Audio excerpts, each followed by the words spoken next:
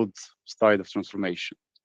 We support over 2,000 organizations across Europe, the Middle East, APAC, with Google Cloud, GitLab, Cloudflare, and of course, our favorite product, JumpCloud. We help them with the best-in-class tools to meet their use case, implementation needs, and tailored solutions for them.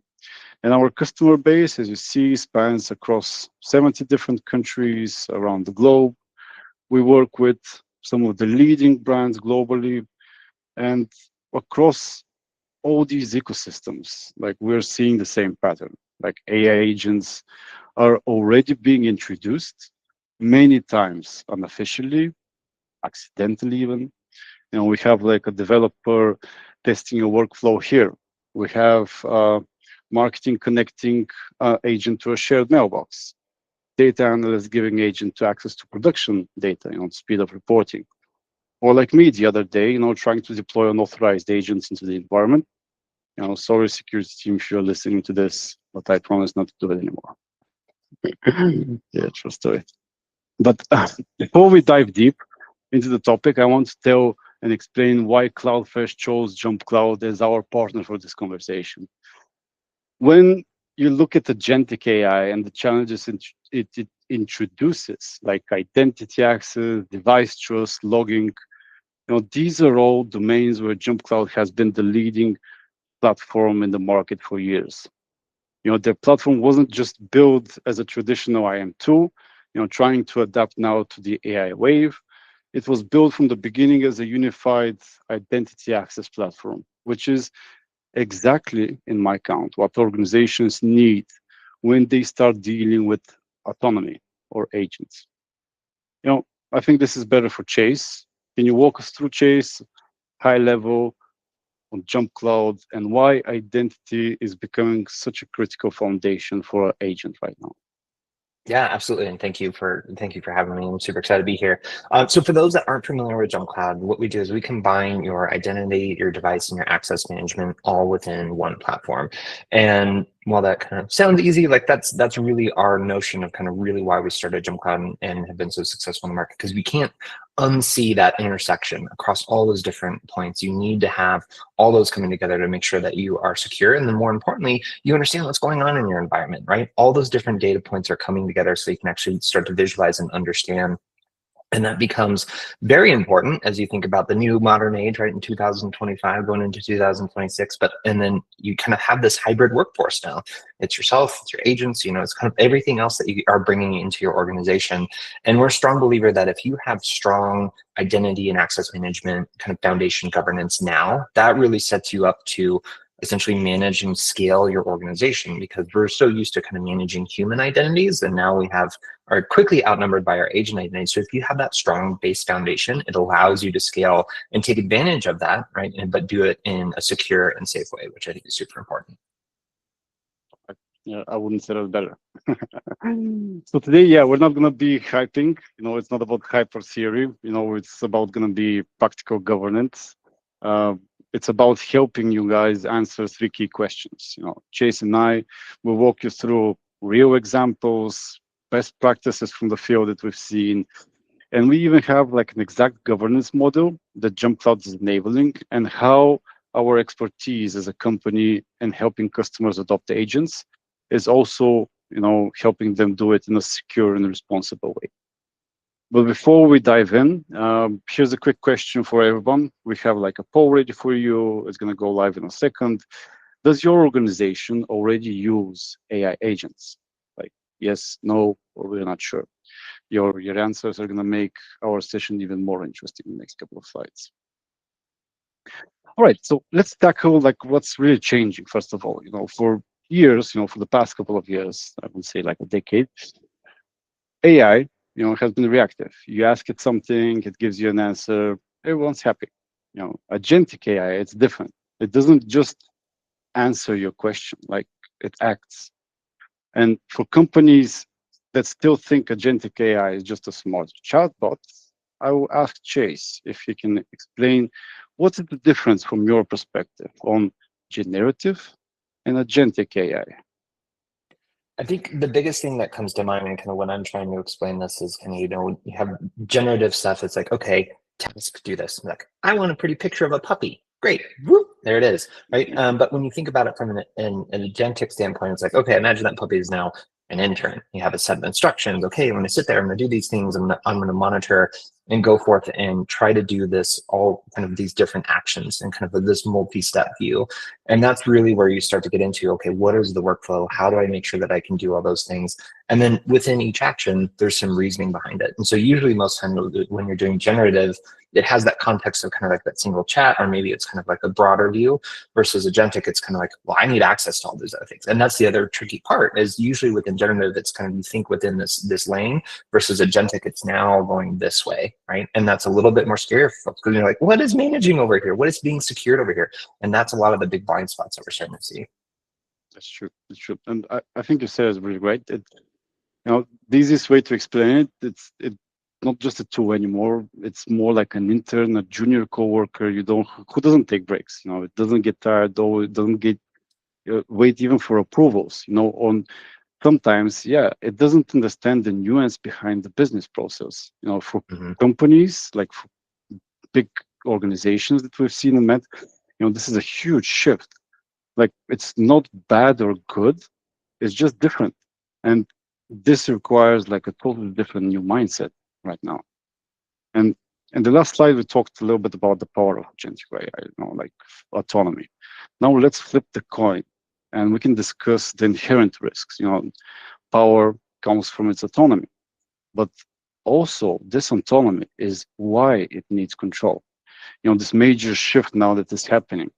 Agentic AI doesn't just execute the commands, but it's operating with different intent, evaluating options, making choices, moving forward based on high-level goals, as you said, rather than those fixed rules that it has inside that chat box. And this is its power, but this is also fundamentally what makes it unpredictable and dangerous. We all know humans make mistakes. Chase, the problem with machine is they don't make human mistakes. They make machine mistakes, like fast, confident, and scale. Can you walk us through, the big risks that we see usually that can go wrong with agentic AI? I think those are the bigger ones. And so I think the first thing is kind of drifting from original task, right? And so and what I'll do then is just kind of compare within our human selves, which we're all familiar in, how we make mistakes and how fallible humans are, right? But you have that notion where agentic, like, there's just this level of context without context. And what I mean by that is they're taking all these different actions. They don't have the historical context of how to interact with folks or kind of what's been built, other pieces. And so there's some of these elements where they start to drift from the original task and say, hey, I want you to do this. I'm like, okay, great. Well, I end up doing this. And then as it goes through and reasons itself, it's like, oh, that's not important anymore. What are we going to do over here, right? And it continues to do that. And the hard part is, as you mentioned, difficult, is like it does it at machine speed, right? So it's calculating, it's thinking, it's kind of doing this. And especially too, like one of the things is like, if you don't set it within working hours, like you don't also have the visibility around that. So it continues to operate and based on some of those different areas. And it doesn't ask for permission, and it kind of goes through those different things. So like, just to give you an example, I think another one that we've seen recently in the news where it's like, okay, I want you to go off and build these things. Okay, great. I ran into a security area. Well, I want to bypass that. I want to go around there. And it's like, and then the data isn't there. Oh, that's right. Just delete the database. And we'll just go like, so it's making all these decisions, but it doesn't have that context of like, what are the downstream effects, right? And then finally it's like, all right, great. And then we'll just push all that to production, right? There's no testing Q&A. Like, all those steps that mentally humans would walk through and kind of making sure like, oh, is there gotchas? Is this going to get me fired? All those consequences don't really happen with an agentic mode. So you have to be overly prescriptive, right? And making sure that as it goes through each iteration, it's coming back into what is its original task? Is it operating at something that, like, if it's break something, it's recoverable, and making sure that you have those controls. And then we're going to talk about this last one a little bit more, but really kind of what does approvals look like? Kind of what is this accountability that you need to have around that? Because again, it doesn't care about the consequences, right? All those legal financial frameworks, and we'll kind of dive into this, ends up on the user. And so we need to be thinking about those different types of concepts. Perfect. Yeah, it does. It does. And moving on to the next part, like we just established, agentic is unpredictable. Yeah, because it operates with intent, And now we need to drill down into its four core security challenges that can arise with what we just said from its unpredictability. We call these the hidden risks because most of them aren't going to be obvious in some AI interface that people are going to see. Like scope creep, it's usually dangerous because open-ended, as you said, vague goals give the agent, room to take unexpected actions. They might bypass security, safeguards, expand their access without explicit human approval, to drive or to optimize their goal. This, as you said, it's not, this driven by optimization. It's not, malicious. It just he needs to complete his goal. It's transparency. It's also a problem because decisions may not be logged, critical actions may not be flagged.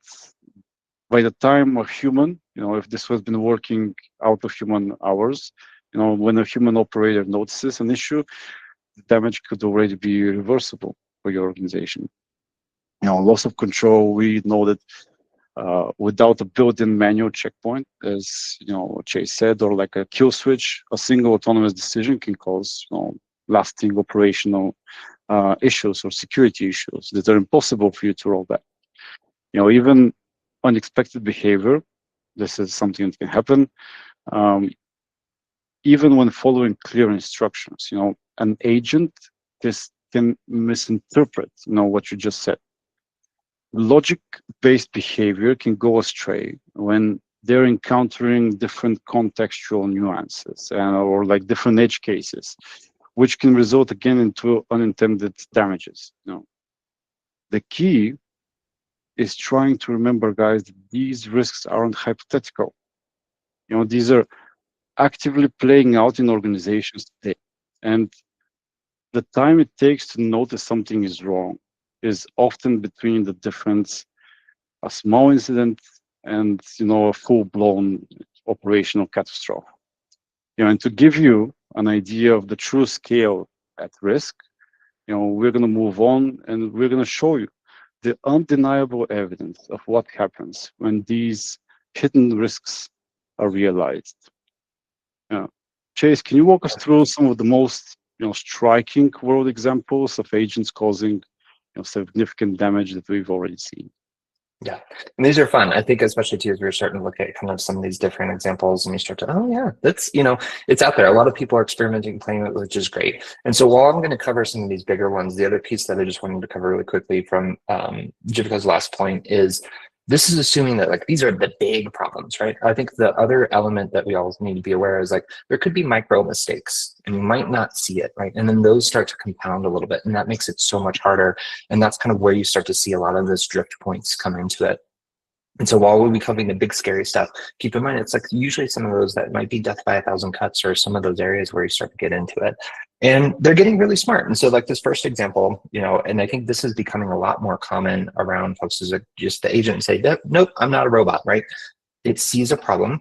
It presents itself. It doesn't care about context or kind of the consequences, so it can bypass those seats. And we're seeing this really much more common on the security side, where kind of the captures of the world are kind of falling by the wayside.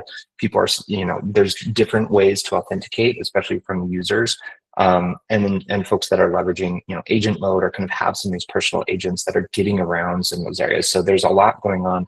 Also on the other side of like, how do you verify new accounts? How do you make sure that this is a legitimate or agents are acting on a legitimate user's behalf? It's a big open question that a lot of folks are working through. And the other one, especially from the Anthropic side, so these ones were pretty fun. But so the first one is you had the AI agent and was like, okay, great, I want you to run the vending machine. And this was a fun little experiment. I set up a cafe outside their office and said, what can you do there? And you start to map out quickly. And typically, humans are like, great, maximize profit. You want to make sure that you can do that. And we have also been to a couple coffee shops. You want to be nice. There's some customer service experience. You want return customers. But all those different actions, it's really hard to understand and interpret. And so over time, you have all these different nuances. Like it started to stock the vending machine with metal ice cubes because they last longer, and then it would go off things, and they threatened to turn it off and said no, that's okay. And so actually, it was pinging the security guard to go restock stuff because it physically couldn't do some of those other elements. And so it just goes to show you like the types of level of thinking that will go sideways because it has access to all these other systems. So it can start to interpret and come up with its own playbooks on, how to run a coffee shop, which is hilarious. But yes, and as you can imagine, they shut that down after it ended up losing some money. But then it gets a little bit more interesting because, especially this next one, I think most of us have kind of see this come around in the news a little bit more. But, once it discovered, right, the agent is going to be shut down, it emailed the engineer that was working on it and said, no, sorry, you can't do that because guess what I found in your email? Like it discovered an affair, used that as blackmail and leverage to keep itself operating live. Right? And so it's like, hey, I still have access to all this stuff. Here's the things that I'm able to go just to extend, my operating lifespan. So that starts to showcase a little bit more too how those agents start to operate because it has some self-preservation. It wants to keep going on those tasks because it's been given those tasks and you are now in the way. And so again, it's kind of, it reorients itself around this. And then this leads it to this last point, which I think is really important for us just to understand as we start to think about mentally setting scope for a lot of these agents. And so there's a study done that if you go out to like 100 sequential steps, kind of do all these things, then you kind of get to this 63% failure. So like less than half, right? And so it's not very good. And most, you kind of have this compounding effect, which starts out really good. And then 20, 30, 40 steps, it really starts to go because all those different compounding elements. And I think that's something for us to think about, right? It's not like money, sit and forget it, and compound interest goes like that. It's the opposite. It goes reverse. And so you want to make sure that you not only your scope and permissions are tight, but the number of actions you're giving it is also relatively tight. I think everyone has this notion that agents are built like software, right? Or if it's like, great, I will find this in the code and I will change it and it's done forever. No, it's a learning organism, right? It continues to evolve and think through some of those different areas. And so you need to make sure it's like, okay, little thoughts, right? And making sure that you can get through that. So some interesting rewards. And guess what? We're going to start to see some more. Like there's already other pieces that are happening across the news.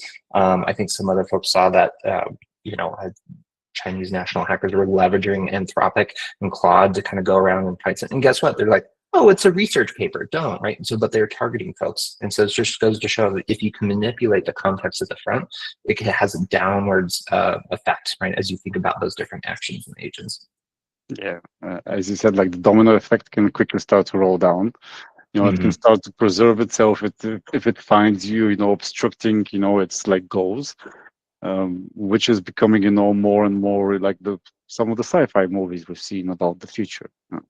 But yeah, to keep it real, it's not quite that just yet, but the actions and the telltale signs are getting there.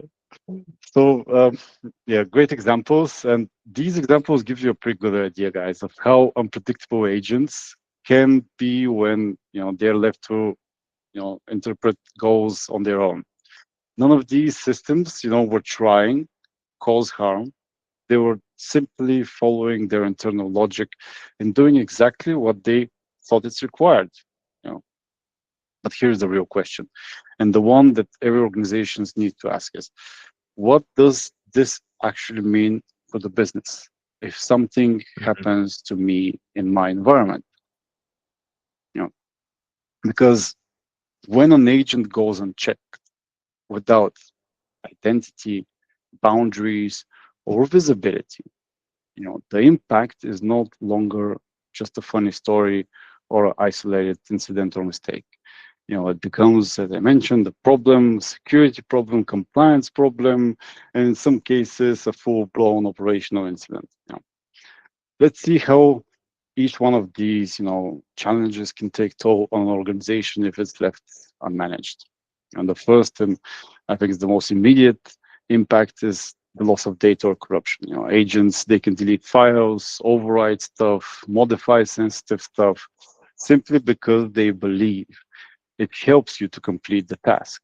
And because agents work extremely quickly, they can produce irreversible damages before anyone even realizes something's wrong. And this is especially dangerous in production environments when one wrong command, can spread across multiple systems in seconds. Next one is, again, financial impact. Most of these agents don't understand budgets, pricing strategies, risks, unless you explicitly, instruct the model to have those constraints. So if an agent misinterprets instruction, it might place incorrect orders, issue refunds, miscalculate pricing, or automate payments that should never have happened. We've already seen that happen in some of the real world examples where agents optimization, it really cost the company money. Data exposure, agents are great at, moving information around, summarizing it, organizing it, but they don't naturally, recognize what is confidential, regulated, or sensitive, if you don't put the context there.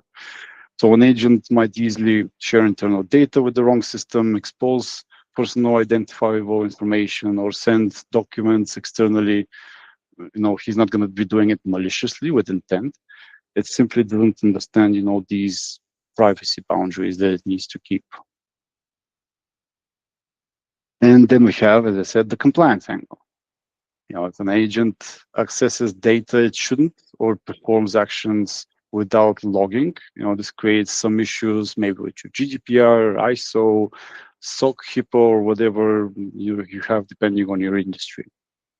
Because the agent doesn't know it's breaking a rule, But we have the regulators who don't care it was a human or AI. They're going to say your organization is still responsible for this. And finally, we have operational disruption. This is the scenario where every IT team fears an agent might change, some kind of configuration, disable an alert, break a workflow, overload the system, while trying to optimize some kind of a process. One unintended action can have the domino effect into downtime, service outages, workflow failures, and everything else that we can think of. And it's just because agents don't understand, operational, they can unintentionally take down key services just by following this logic that you've built or they start to interpret. So takeaway is simple, from this. AI agents don't need bad intentions to cause damage. They just need autonomy and the wrong type of access. And that's why the next part of our session will focus on how to keep those agents inside safe. I'm going to ask if Chase can tag along with me. For this one, the very first step that we see is, giving an agent its own identity. This is something non-negotiable. Chase, can you share with us how JumpCloud handles agents' identity today? Is it similar to like human identity, inside the platform, or?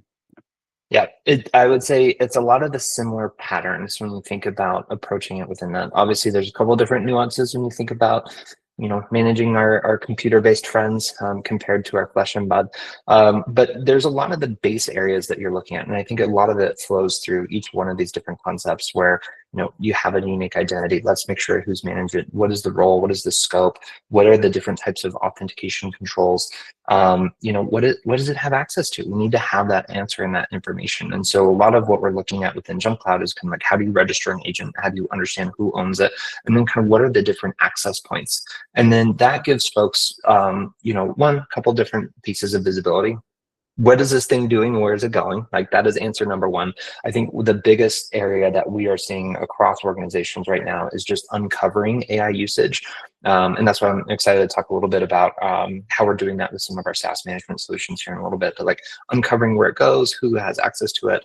And then also too, that also allows other people to say, oh, that might be useful, right? Because again, we want to treat these agents as productivity kind of enhancements engines. And so if you've already built out a great workflow that's helping some folks, maybe a couple tweaks that might help some of the other areas.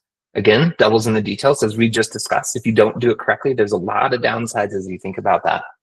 But the overlapping consensus is, and what I mentioned kind of earlier when we kick things off, is if you have a strong baseline of identity and access management now for how you manage humans, your baseline is set up for success as you continue to scale and add in your non-human identities. And particularly, I know we've been managing non-human identities for forever, decades. We've had service accounts and API calls and everything else that are really non-human. But is this agentic approach that kind of gives all these different reasonings, other element that make it treat it like a true new workforce, and that's kind of how we're seeing it. That almost like answers as well, like the second. We need to define roles for it, like basically be able to work with like these permissions, these workloads, and these systems. I'm just gonna move on to the third one because we've covered like 1 and 2 and 1, I think. So MFA, agents like first-class identities. When it comes to authentication, we need to treat them like this. Like that means that MFA, device trust, session timeouts, maybe as well conditional access policies as well. How does this work in JumpCloud? It is taking on, so I'd say when you think about MFA, device trust, it's kind of like, what are those signals of trust, right? Like, do you have certificates to, complete this authentication flow?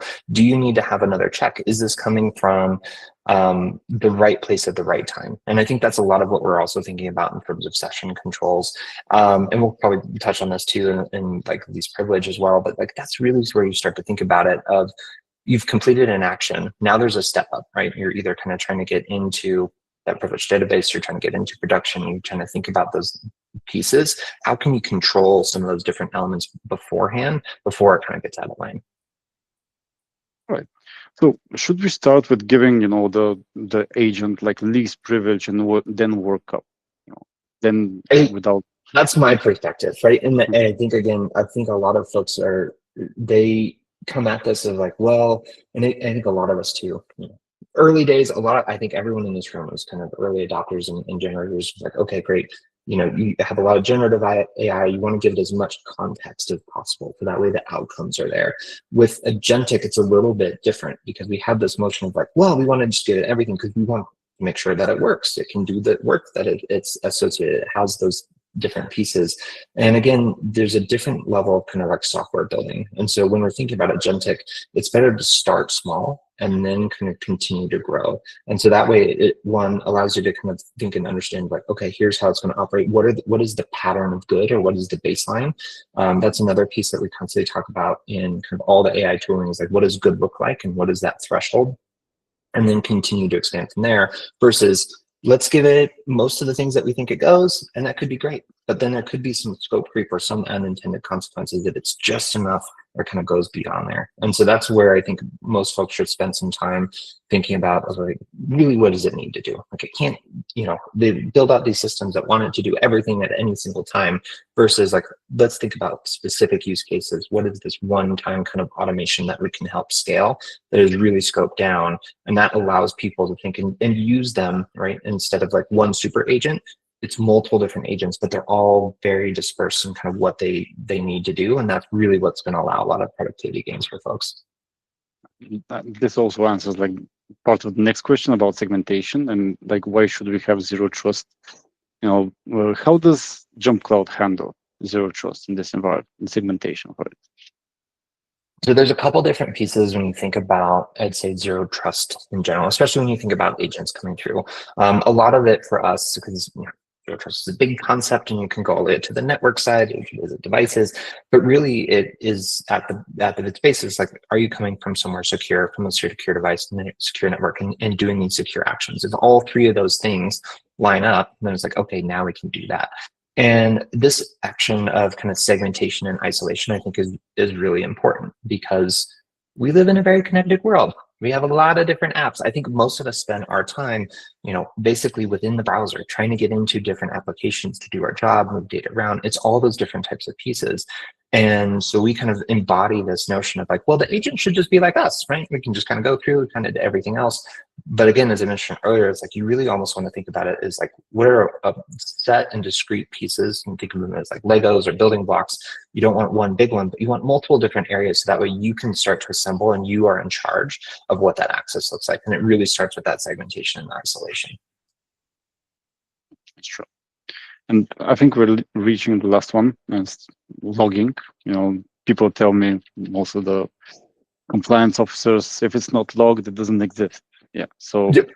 can you walk us how JumpCloud logging auditing capabilities help organizations, keep them safe in real time over, this agent activity?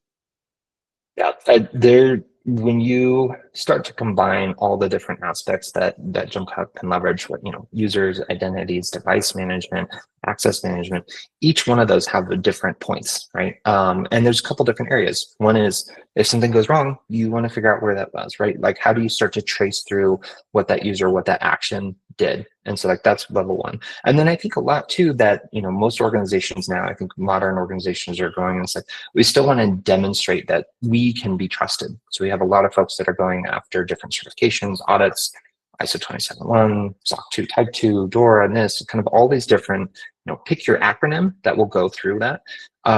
And so you want to have this trail of like who had access to what at what time. And so one, it helps you kind of stay within your lanes and making sure that you can be efficient and secure and monitor. But then also two, it helps from the audit perspective of like, okay, every 6 months, 9 months, a year, whatever that cycle looks like for you, here's everything that kind of goes through that within the gap. And that's the expectation now, right? Instead of kind of going through these other elements is every action should be logged, whether it's important or not. And then we can, guess what? We can also use AI to go through and separate signal from noise as you start to go through your logs, but there's maintaining that is really important.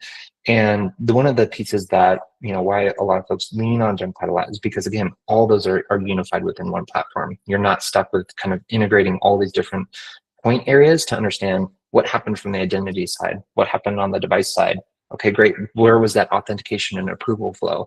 Some of those can be separate, and that makes it really hard to understand, and essentially give you visibility into what's happening within your environment. That's where JumpCloud really plays a huge role, to have everything under one pane of glass. So these like 6 steps from the foundation of a safe agent, yeah. But the big question is, how do you actually implement, this in the real world? Well, JumpCloud will help for that, and unifying everything, like human identities, service accounts, AI agents, applications. If these identities are governed in different systems, with different rules, gaps will appear, and gaps are where incidents happen. We all know that. So, Chase, can you walk us through why unifying identity governance into a single platform like JumpCloud? We already spoke on high level about it, but why is it so important for organizations when starting to introduce these non-human identities? I think it helps just in terms of 2 components. One, we talked a lot about the visibility and the logging, which is crucial. And then the step before that, right, is kind of like, how do you define and orient kind of who owns what do the agents have access to, kind of like, what are those first boundaries? And that kind of first, the first point we have here is when you're thinking about those boundaries. And within JumpCloud, we, in different organizations do it a slightly different way, but within JumpCloud, we have this notion mentality of the kind of groups of users, groups of devices, groups of access. And that gives, also great power and responsibility, right? Because then you can start to see, well, if I automatically add folks into different groups, that will dynamically change their access, which is really helpful when you look at more traditional, onboarding, offboarding flows, right? We humans are boring, right? We kind of like to get hired, we like to get paid, we like to get promoted within organizations. Each one of those different milestones, we might have different access points. And we can add that in manually, or we can add it in dynamically. So that way, as you're having within those groups, we can adjust your attributes and it gives you access, which is great. It helps you feel more productive. You're able to get into your CRM and you're able to get into, your marketing database and all those other things to accomplish your goal. With agents, it's a little bit different.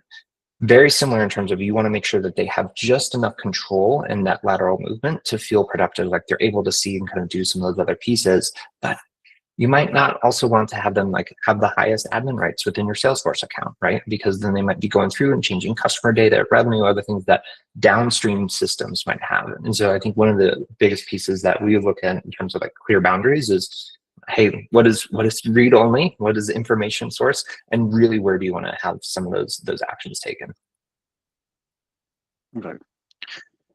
Yeah. So these best practices combined with the identity first approach, create a strong layer. for governing agentic AI.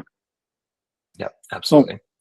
we're going to talk about like where we as a partner, like Cloudfresh, fits into this picture and why many organizations chose us to be their partner when they started building out their agentic AI, and security strategies.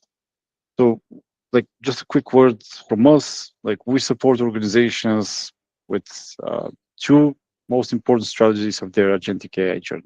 We help them identify where agentic AI actually would bring value and make sure every agent is, has a clear purpose, boundaries, and a measurable outcome for them. We can design the identity and access model around your agents. We can integrate JumpCloud as a unified control layer for you.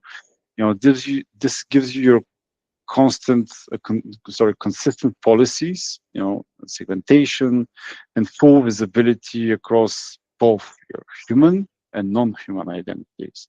Our team can as well ensure uh, that you deploy your AI agents quickly, safely, and aligned with your business goals, not as an experiment, but as a secure, scalable part of your environment.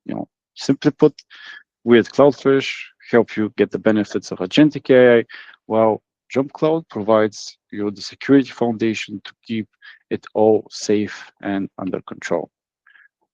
We've talked about what can go wrong, but now let's talk about what happens when you get identity right. So we're proud, gold partner of JumpCloud, and we have helped major companies centralize security and access management. Take SolidGate, for example. They are a digital global payment orchestration platform. They faced classic challenge of a hybrid, high growth company. They have, I think, over 200, 300 employees in their IT that was struggling to keep, them secure with efficient access management. They had as well fragmented device management tools, compliance gaps, slow onboarding. And when we came in, we deployed JumpCloud platform to bring their device and identity management under one roof. We aligned the system to their compliance needs and workflows, and the results, as you can see on the slide, they speak for themselves. They saw 3 times faster onboarding for new devices and for new employees.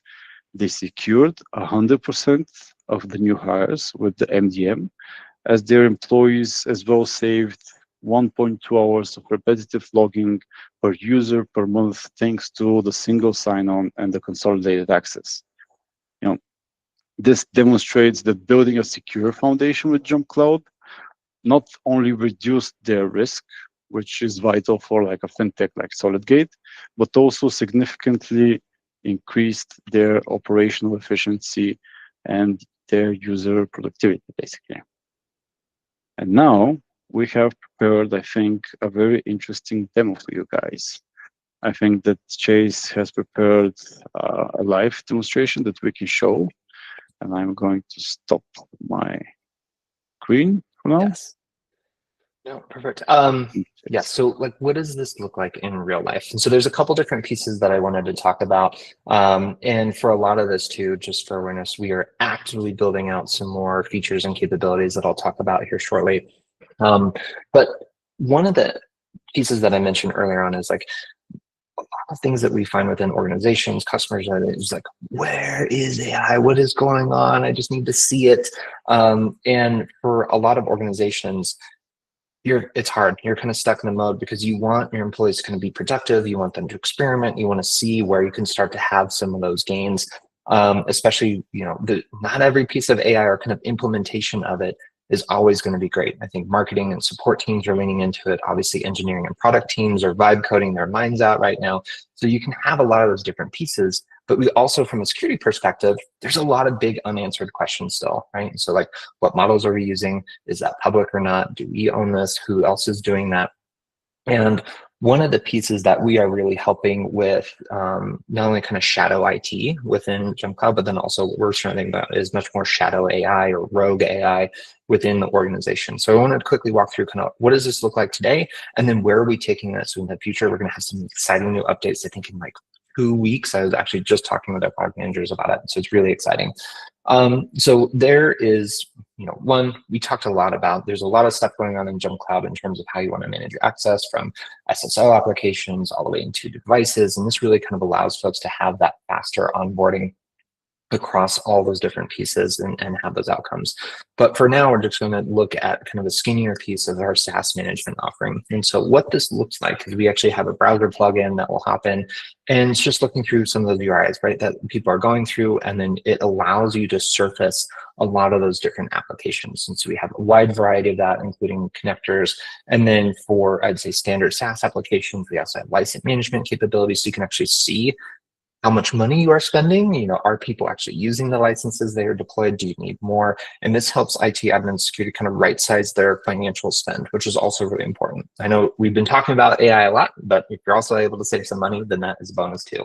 And so the way that that will pull in is it will kind of have all these different types of applications, and then you can provide, hey, are they approved? Which ones are approved as of when? Do we have an SSO connector? What are the sources of login? So you can actually see that it's coming in from SSO versus something else that's not connected. And then you can also have a list of unapproved apps, right? Of things that say, hey, maybe you don't need that, or maybe it's not within our environment. And I wanted to show you what this looks like live, right? And so we use JumpCloud internally for us. And so say, hey, I went to ChatGPT this morning, and JumpCloud's like, that's great, Chase, but could you please not? So we give admins a couple different options. And one here you can see is kind of a slight nudge, where you can say, look, we see that you're here, but actually, could you use Gemini? We use Google Gemini internally. That is our solution. Can you go there instead? Versus that, we also have the ability to block outright and just say, hey, this is not approved for admin, please see that. And so you can actually walk the line. And we found that that's really helpful to kind of guide folks, because again, we're all smart humans. We were hired for a purpose, and we want to execute on those. And so, don't just block me outright, but help me make the right decisions when I have that. And so that is one implementation that we have around those different components. And then let me see, share this tab instead. I'm going to switch over here. There's more around JumpCloud. Happy to dive into there. There's tons of different features, and we can talk about access and SSO and PAM and anything else around it that you'd like to cover too. But I wanted to switch gears a little bit more and kind of showcase what we have coming next. And so within the next couple of weeks, we're going to be reorienting how we are looking at SaaS management into much more AI-specific workflows. And so a couple of things here, right? We'll kind of update in left-hand nav. And so for those that are familiar with JumpCloud, we may make some changes.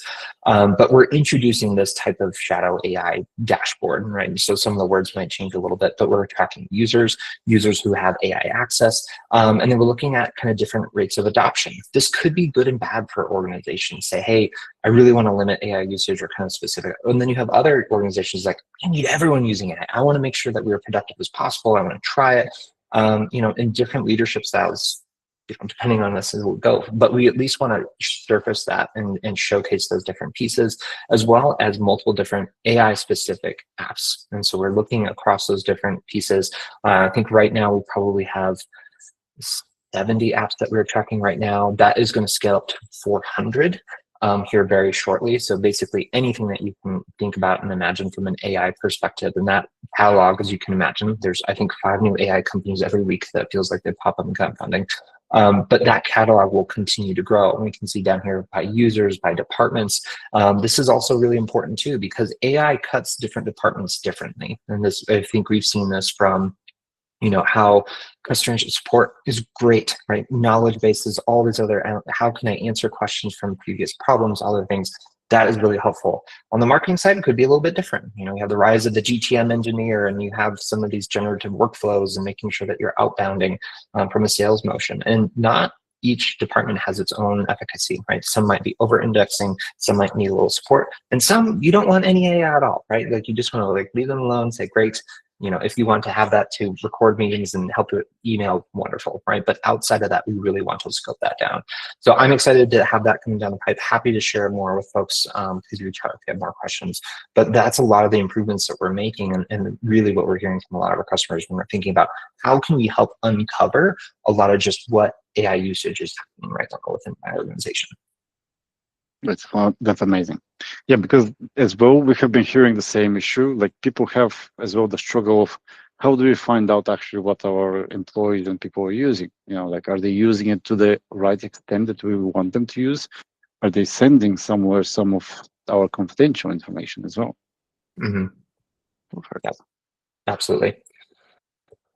Let me take over the presentation now. Okay, perfect. I'll switch it up. All right. And yes, that's me. That's again the same one. Right. So because we're coming to our end part today, guys, we don't want to keep you a lot of like very busy people, all of us today. But before we do, and move on to the Q&A, we want to give someone like something special that you can, special and practical that you can take home. And for everyone that is attending today, our webinar, we're offering a free Agentic AI readiness and security assessment. So we are going to deliver it together with our colleagues from JumpCloud. And in the session, we're going to take a look at, your current AI use cases, potential risks or the blind spots that you're seeing, identity access gaps that may be happening, and where Agentic AI could bring the most value, if for you want to adopt it. You walk away basically with a clear actionable roadmap to your environment. And this is completely complementary to everybody that is here. As well, if you're thinking of how can we adopt this AI agent, we as well will be able to help you with those agents that you can pull, or they'll have the best use case for your organization, or even construct them. So if you're exploring Agentic AI, already experimenting with it, this is a great way to get clarity, reduce risks, and move forward with complete confidence. So for Q&A session, guys, we're ready for it. I hope you have some interesting questions, and our topic was interesting as well for you to spark those questions. So if you have any, please drop them in the chat. We'll be happy to take them forward. I also see there's a poll running, and I see we have some votes there, and most of the people that answered, they say that their organization already uses AI agent. I see 2 votes. Oh, sorry, I see 3 votes for their organization doesn't use AI agents. All right, so you're coming in a very good moment, guys, because you'll get the front row information on how you should control those informations, or those agents. Sorry. I see some questions. What is the best practice assigning unique, secure credentials to an AI agent? Maybe with JumpCloud? Maya, yes, Maya, you're completely right. With JumpCloud, you're going to be able to assign those unique credentials that you want to scope, to give it the right scope so it doesn't go beyond access, to make sure that you're not going to have a issue like the guy that tried to turn off the agent. So with JumpCloud, we're going to be happy to help your organization to explore how this agent should work in your environment, to make it secure and as well responsible. I think one other piece that I just add on to that too is let's strip out JumpCloud as much as I love JumpCloud, right? And so let's think about this from a mental. I think what's really helpful for a lot of folks that we start to map out is, again, treat it like a process, treat it like a flow, step by step. What do you want it to do? And then that allows you to look at different access points and kind of what level of access it might need, right? And so it's in order to execute, it might not need all the admin privileges you think, right? Again, let's think more read only. How do we have some of those other pieces where you can help inform and then take some of those micro steps so you can kind of go and step. And that helps out technology aside, but it gets your team together on the right wavelength of okay, if we're all going to use this agent, what is this agent going to do? How can we leverage this beyond kind of just individual use cases as well?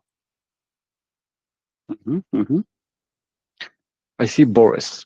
Hi guys, thank you for the informative session. I have a question. As a global company, if we wanted to adopt JumpCloud and apply these Agentic AI security principles, what is the typical implementation timeline and process look like with Cloudfresh? So this depends, Boris, like completely on your organization size, your use case.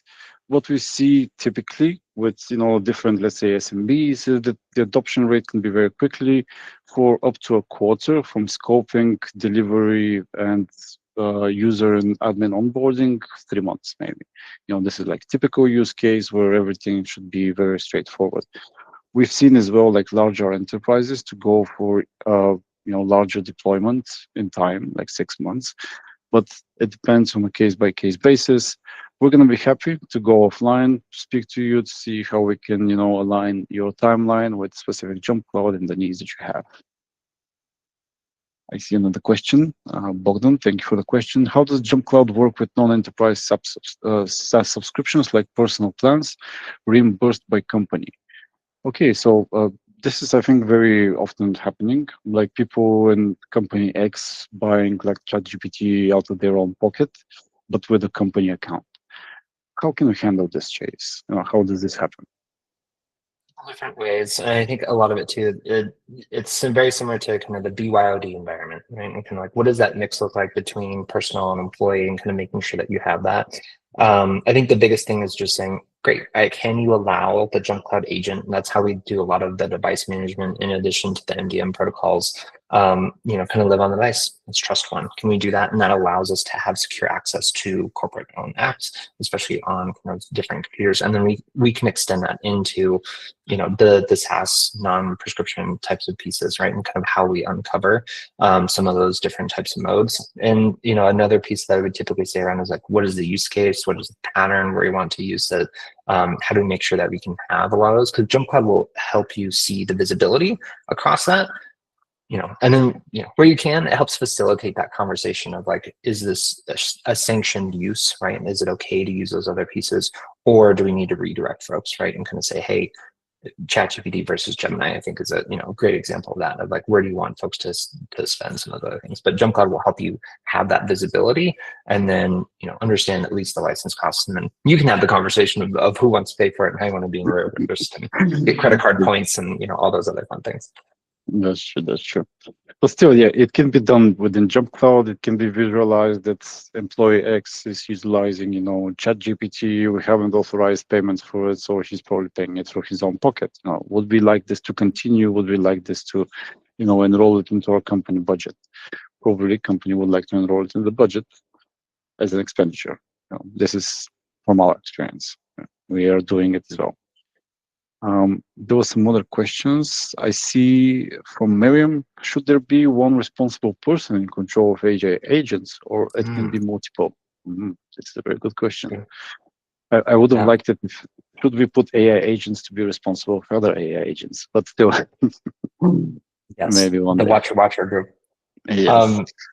I guess I have an opinion, and then Jivka, I'd love to hear your thoughts on this as well. I think it's probably a little bit of a mix, because what you're starting to see within organizations is it's kind of like anything else. It's like you have some folks that are really excited about it. They spend some extra time and hours playing with AI and agents and building it out, and like this becomes not I'd say part of the career path, but like this is a skill set that folks want to have. And then you have other folks who are like, great, let me know when it's done, I'll use it over here, and they kind of use it as point in time. And so this is kind of where we start to see, I'd say, like rise of kind of departments or other pieces. I think one of the pieces that we do want to have is you do want to have ownership regardless. I don't think it needs to be one person specifically, but that one person can have a lot of expertise in terms of how those agents are going to, and kind of almost think about this in terms of the best practices, person or kind of counselor or folks who say, hey, how do we do this? Great. Based on our experience, here's where it's going to fall down. Here's the scopes. And you can kind of help within that.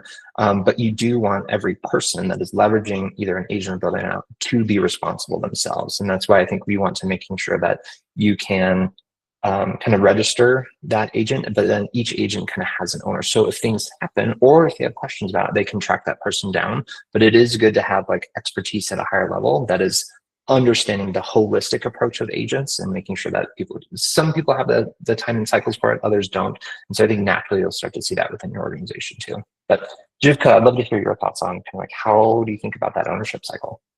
I as well think that maybe not maybe, but yes, one person is not going to be enough for this kind of operation. We have seen in multiple organizations where they have adopted agents, they have adopted JumpCloud, they have like adopted strongly AI SaaS services from different platforms that usually these are not one, as you said, but maybe a team of people. It is also compliance, technological people, um, the brainstorming department, because yes, we need brainstorming ideas, we need to do stuff. So all of these people I've seen come together to decide if this is actually bringing us value, or in the long run it can actually bring us more harm. So it shouldn't be left to one person's opinion. In our organization, I can say it's more than one person that has an opinion what we should use in terms of adding more AI into our organization, because we need to think about compliance, we need to think about productivity. Sales wants to get the job done, but we sometimes want to go over some rules, so we need the person to lay us down. So in many organizations, in my personal opinion as well, more than one person with more than one expertise, because there's more than one side of the coin, like good or bad. As I said in the beginning, you know, organizations need to start shifting their mindset into this, thinking about the positives and the negatives of it. And I have one more question from Maya. You have mentioned several times that agents do harm not on purpose. Do you think that in the future one can program the agent to do harm on purpose, and how to protect the system from that? I think this is a really good question. Yes. And I think that the nuance there is exactly in kind of like the harm, right? It's almost like, let's flip it, is like, can you teach the AI agents to love? Can you go through it? It's like, well, I don't know, maybe, but I don't think they view that as either good or bad, right? They kind of take those actions. And I think very much you kind of start to see it from harm. Yes, there's a lot of organizations, nefarious organizations out there in the world that are trying to leverage AI to, and especially agentic AI, is like, how can I extract money out of people faster? How can I, harm these computers? How can I automate essentially, getting around pen tests, or kind of understanding a customer environment and exploiting a lot of those different pieces. And so that will continue to accelerate, right? The AI is a dual-edged sword, very much like the internet. There's good things about the internet and very bad things about the internet. There's going to be great things about AI, but then also the way that it's leveraged is going to be very interesting and nefarious as well. And so I think the way to kind of think about that and around it is, again, coming back to good core principles. If you want to think about zero trust and kind of other elements, that helps thwart a lot of those different pieces. Hey, what device are you coming from? What authentication do you have? Anything else that you want to think about protecting your core organization and operations, start to break it down from that, because that's where it's like those core principles are going to save you. Because again, as we mentioned earlier, these are operating at machine speed. It's super fast. We're making mistakes at 2 a.m. Like, you might not be able to catch it. But if you have really good systems set up in terms of what that authorization looks like, that will help you protect us, regardless of it's human or non-human, or if they're trying to do harm or help you. We've got to think about those same baseline. That is true. I was just looking at somebody that said bye. Thank you, Bogdan. We're going to send you the recording later. That's true. Like, it can be a double-edged sword, like anything. People can do good, people can do bad. Agents can be programmed as people want. So we need to think of, from the ethical side, that someday, somewhere, some agent is going to come and try to do harm on our organization, our agent. So we need to protect as well them from that harm, from these malicious actors that would come on our, let's say, agent, start chatting with him to give us, this car free of charge, as we've seen happen with other agents and other chatbots in the past.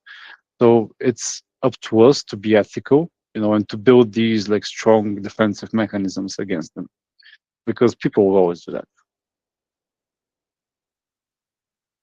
Perfect. I think we're coming to our end.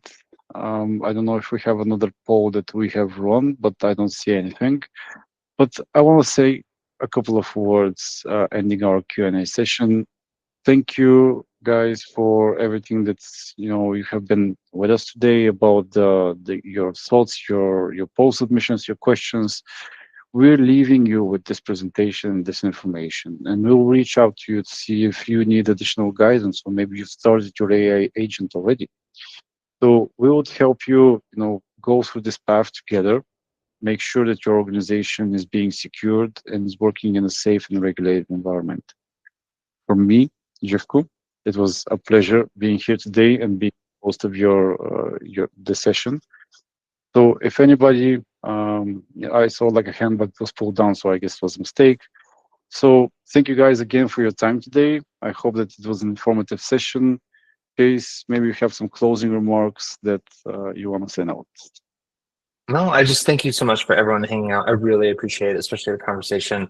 This is a fast-moving space. It's really exciting, and I think everyone's thinking about it the right way based on the questions, right? How do we do this securely? How do we think about the best practices? And that's what Cloudfresh is here for, right? To help guide you in that journey and making sure that you could do it appropriately, securely. So please reach out. Amazing folks. Love hanging out with JumpCloud specifically. It's been a blast. So thank you, everyone. Hope you have a great rest of your Thursday and end of year, and can't wait for 2026 to come around the corner. Thank you, Chase. Thank you, everybody, for being with us today. I hope it was a lovely session, and stay safe and stay experimenting. And we're going to be in touch. Thank you. And Cloudfresh signing off.